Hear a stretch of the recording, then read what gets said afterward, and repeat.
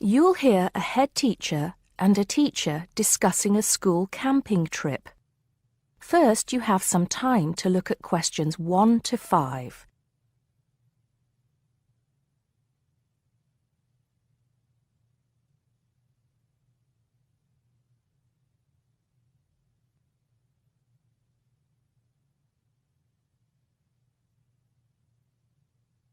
Now we shall begin. You should answer the questions as you listen because you will not hear the recording a second time. Listen carefully and answer questions 1 to 5. Good morning, Mr. Thompson. Can I speak to you for a moment? Of course, Jamie. Come in. Have a seat. I've just finished looking through the reports for this term.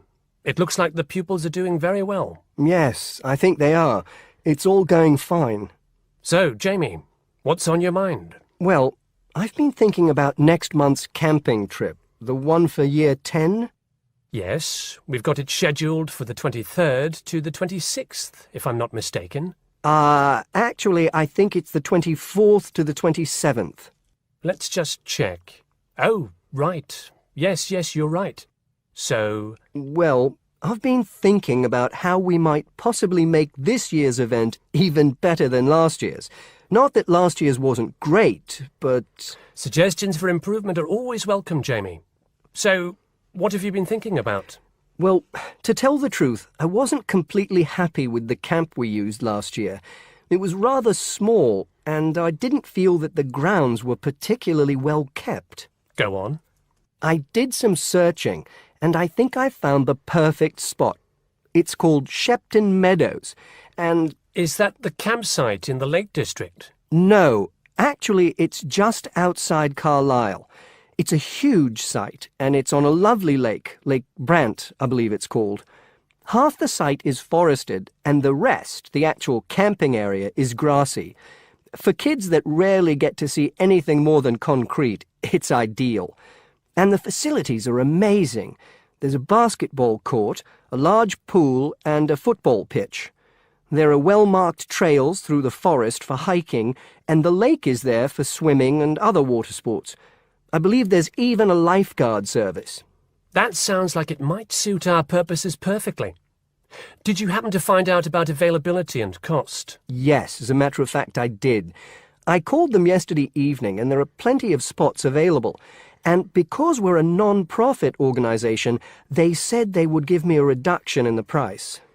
If I remember correctly, we paid £5 a head last year. Yes, per night, right? Yes, each child paid £10 for the 2 nights. Well, at this campsite, it's only £4 per night. And they told me that if we had over 50 children, which we do, they could give us a further 10% off. That's very reasonable, isn't it? Well, from what you've told me, I think we should probably go ahead and book. Excellent. I'm sure the children will love it. I'm sure they will. Before you hear the rest of the conversation, you have some time to look at questions 6 to 10.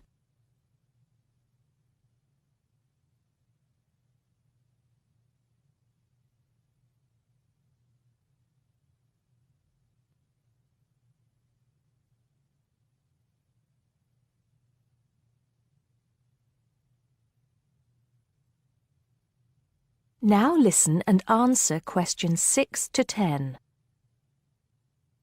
Now, Jamie, have you given any thought to an itinerary by any chance? As a matter of fact, I have. Wait 1 second. Yes, here it is. I've made a few notes. Okay, so, now, these are just ideas, of course. Yes, go on. Let's hear what you've got. Right. We time it so that we arrive at the camp around 7 on Friday evening. It'll still be light then, and we'll have plenty of time to set up camp and get ourselves settled in. At 8, we could have a barbecue, you know, hamburgers and hot dogs, something that's nice and easy to prepare. And that children love. Yes. Then, lights out would be at 9:30, so the children will get a good night's sleep and be up bright and early at 7 on Saturday morning. Breakfast would be at 7:30, an hour's hiking from 8 till 9, and then a couple of hours at the lake. That would take us up to 11. I think that an hour of free time would then be in order. Let them have a chance to explore a bit on their own, you know? Yes, great idea. And then? Let's see, a picnic lunch at 12, and then sports in the afternoon till 4. Another swim until 5, and then supper. After clean-up, around 6:30, we could have a talk-back session, where the children get a chance to discuss their day and anything else they might have on their minds. Then a campfire and sing-along at 8, back to the tents at 9:30, and, well, that takes care of Saturday. Excellent, excellent. That would certainly keep them busy. What about Sunday? Sunday, right. As on Saturday, same wake-up and breakfast times, and then I thought we could go on a bit of a day trip. There are some caves about an hour's walk from the camp, which I thought the children might find interesting. We could leave at 8, which would mean we'd get to the caves at 9. They could explore for a couple of hours, and we'd head back at 11. 12 o'clock would see us back at the meadows. An hour's swim, and then lunch at 1. Then we could have organised games in the afternoon until supper at 5. It would take us an hour to clean up our sites and pack up. We'd be on the buses at 6 and all set to head back into the city. Well now, you've certainly put a lot of thought into this, Jamie, and it's paid off. I think it sounds wonderful. I can't think of a thing that needs to be changed. Let's go for it. Brilliant! I'll get the itinerary printed up and put it up on the notice board this afternoon.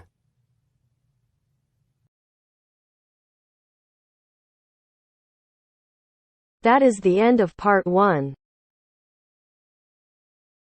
You now have half a minute to check your answers.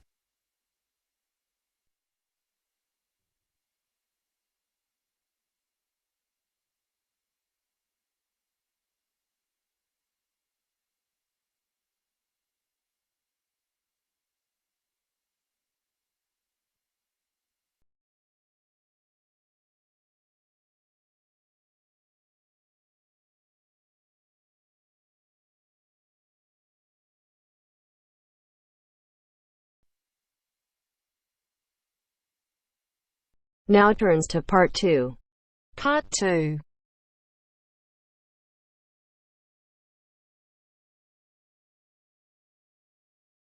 You are going to hear a conversation between two women about the health system in England. First, you have some time to look at questions 11 to 17.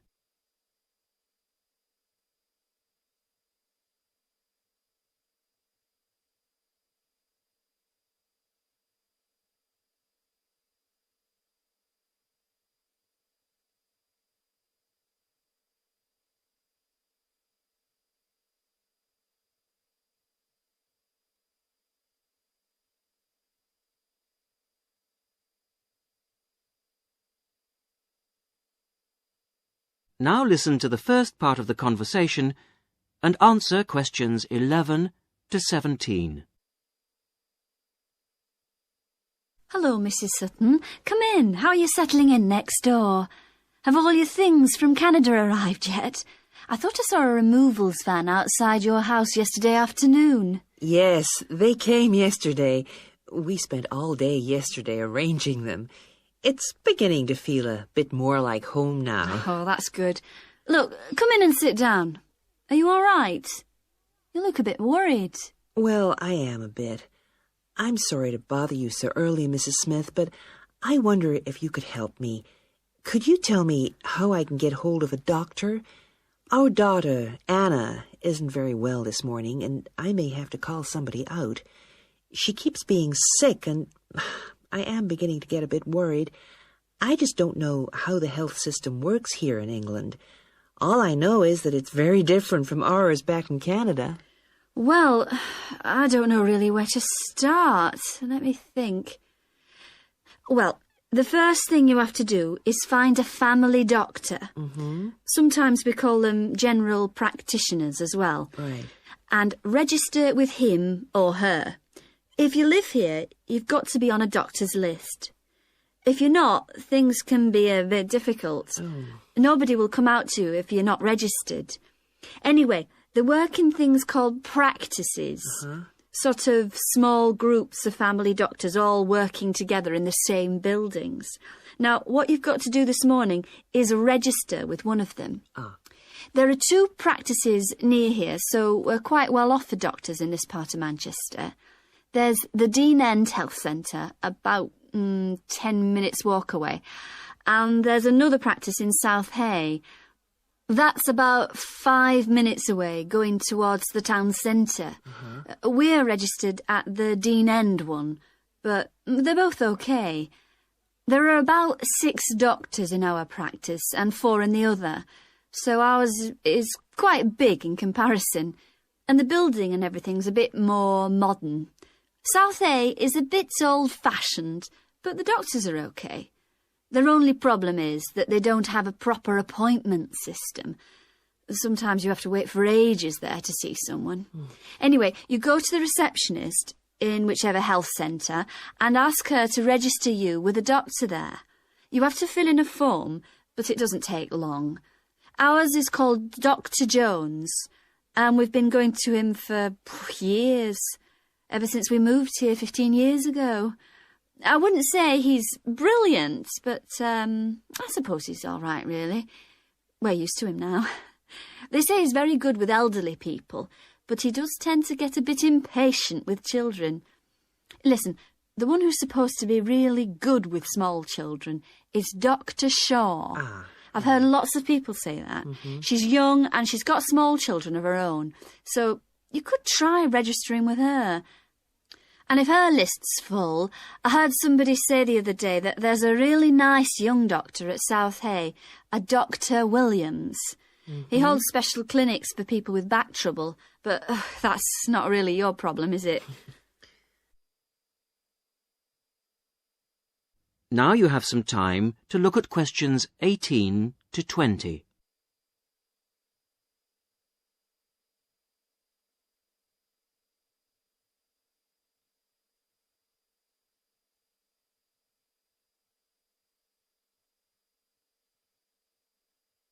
Now listen to the rest of the conversation and answer questions 18 to 20. If you want a doctor to visit you at home, you have to ask for a home visit.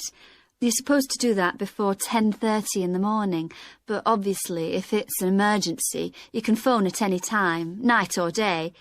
It might not be your doctor that comes, though. It's quite often one of the other doctors in the practice. It doesn't really seem to make much difference. Otherwise, you make an appointment to see your doctor at the health centre. You usually get seen the same day. Not always, of course, but usually, as I say.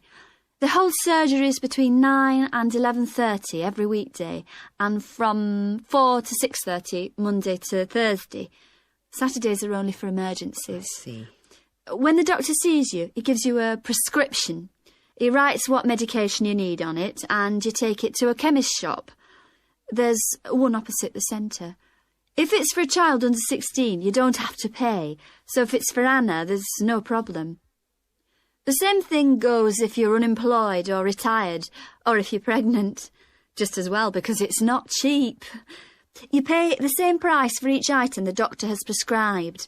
At the moment, it's something like £5 per item. So you pay for the medication, but the consultation with the doctor doesn't cost you anything. It's completely free as long as you're a resident here. You're going to be here for 3 years, aren't you? So, well, there shouldn't be any question of you paying anything to see the doctor. So that's one less problem to worry about. Look, Mrs. Sutton, if you want, I'll sit with your daughter for half an hour if you want to go down to the health centre to register. It's no trouble, really, don't worry. Are you sure you wouldn't mind? That would really help me a lot. I'll ask them if they can send someone round later to see Anna. I think I'll try the Dean End Centre. Good idea. Don't worry about Anna. Right. I'll be back as soon as I can.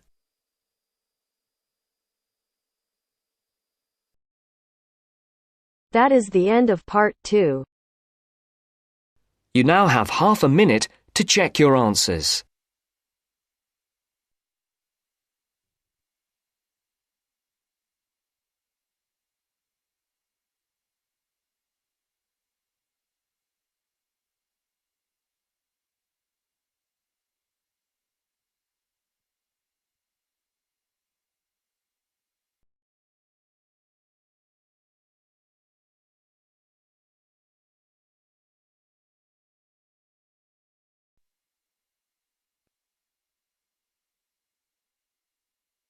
Now turns to Part 3. Part 3. You will hear a conversation between a tutor and two students, Amanda and Jake. First, you have some time to look at questions 21 to 25.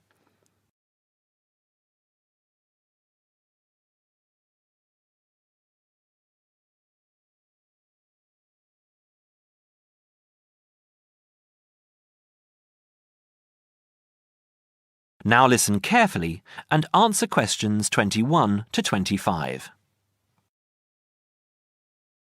So, Jake and Amanda, how did the project go? Very well, I think, Dr. Hinton.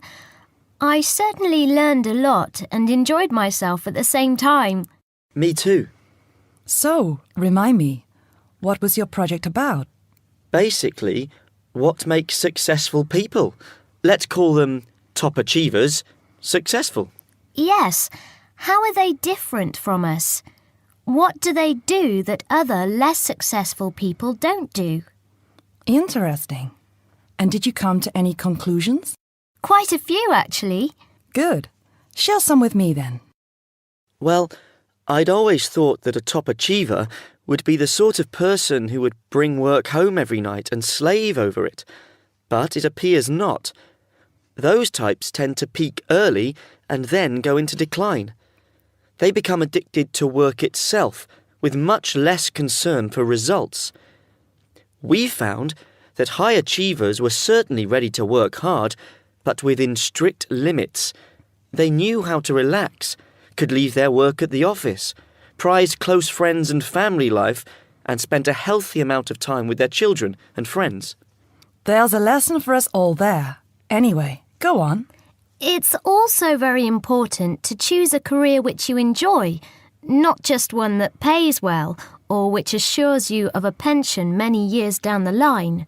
Surely that's important though, Amanda. Yes, I agree, but being happy in your work is far more important than anything else. Top achievers spend over 2/3 of their working hours on doing work they truly prefer and only 1/3 on disliked chores.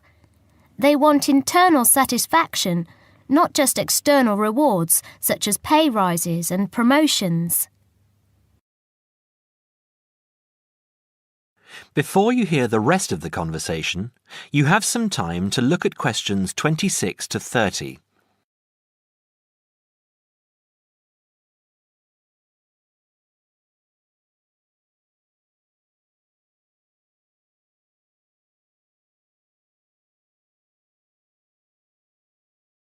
Now, listen and answer questions 26 to 30.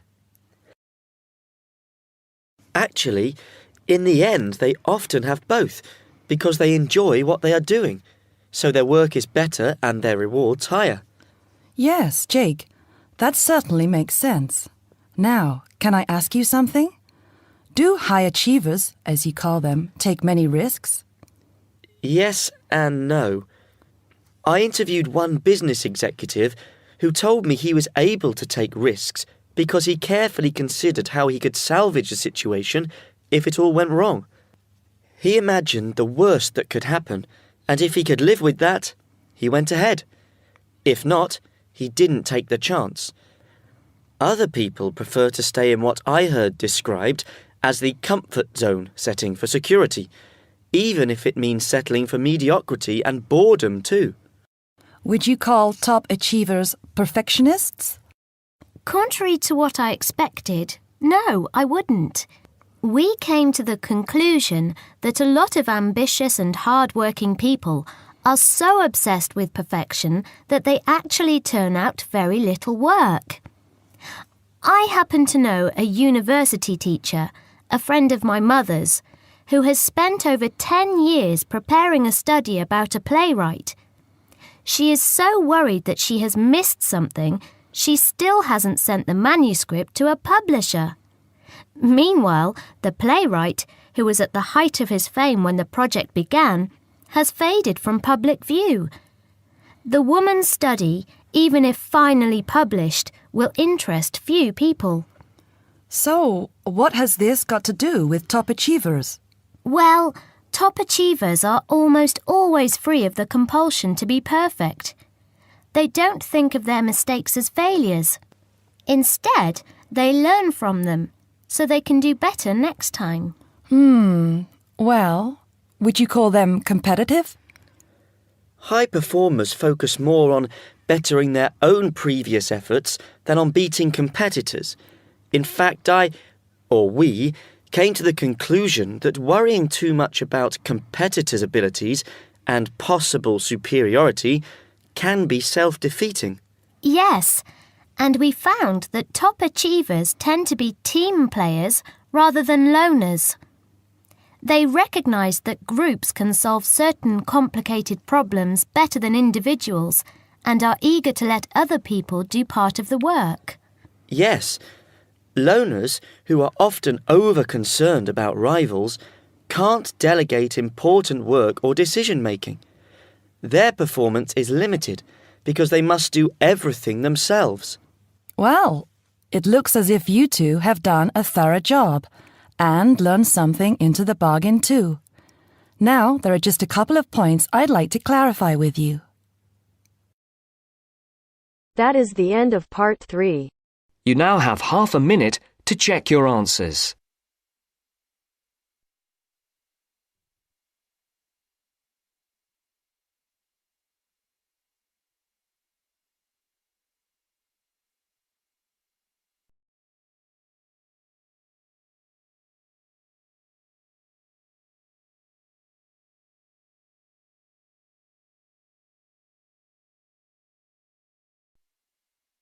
Now turns to part 4.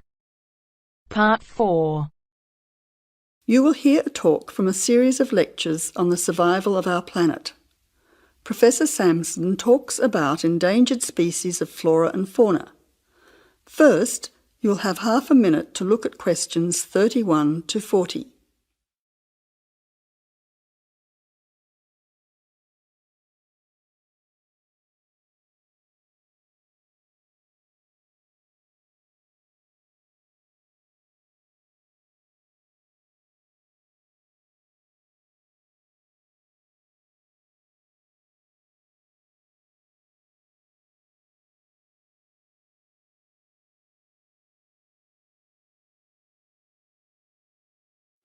Now listen carefully to the talk and answer questions 31 to 40. Good afternoon, ladies and gentlemen. Today's topic in this series of lectures on our planet is about ensuring the survival of our very important plant and animal species. In this lecture, I want to discuss one way that we can do this. No one will ever see a huge dinosaur thundering through the forest. No one will ever see a paradise parrot flash its rainbow colours across the sky. The fact is that many animals and plants have been wiped out. Sadly, they are extinct. It is too late for them. Extinction is forever. We can't do anything about the species that have already disappeared. But today, there are many animals and plants that could still become extinct in the future if we do not act now. They are endangered. The African elephant and rhinoceros have become endangered because of the value of their tusks. Australian parrots and reptiles are smuggled onto planes because certain people in other countries are prepared to pay thousands of dollars for them.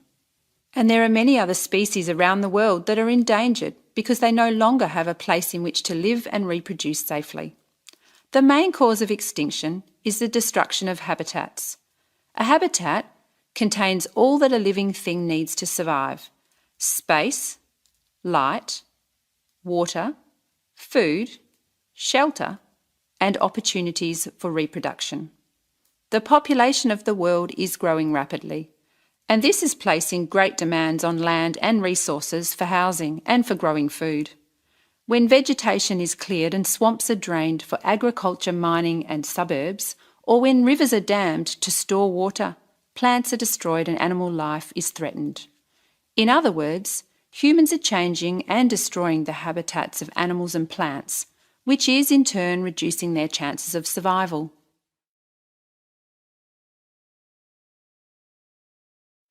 So how can we conserve habitats and help save endangered species? Well, one way is to protect their habitats permanently in national parks or nature reserves. National parks have been created in many countries. They encourage people to enjoy the beauty and diversity of the animals and plants that live there without harming them. By supporting and visiting these parks, people can become more aware of the species that live there and how the parks work to protect them. It is very important that, when visiting a national park, we keep them safe for future generations of plants and animals by obeying a few rules. Firstly, follow the fire regulations. Don't throw cigarettes or build fires, except at certain times of the year in especially allocated areas and facilities. Secondly, remember to leave pets at home. Pets, such as cats or dogs, can hunt birds or other small animals. Some pets might even escape and become a serious threat. Thirdly, place all rubbish in a bin or take it home. Plastic bags or leftover food are dangerous to the animals and harm the environment. Don't pick the flowers or damage the plants. Flowers create the next generation of the plant. Also, for the same reason, birds' eggs must be left in their nests. The loss of species in the past is sad. However, there is hope for the future. Despite the demands of our increasing population, we can work to protect the plant and animal species we still have. So I would like to conclude by saying that I believe that, with strong public awareness and support of these national parks and reserves, the future of endangered species can be ensured.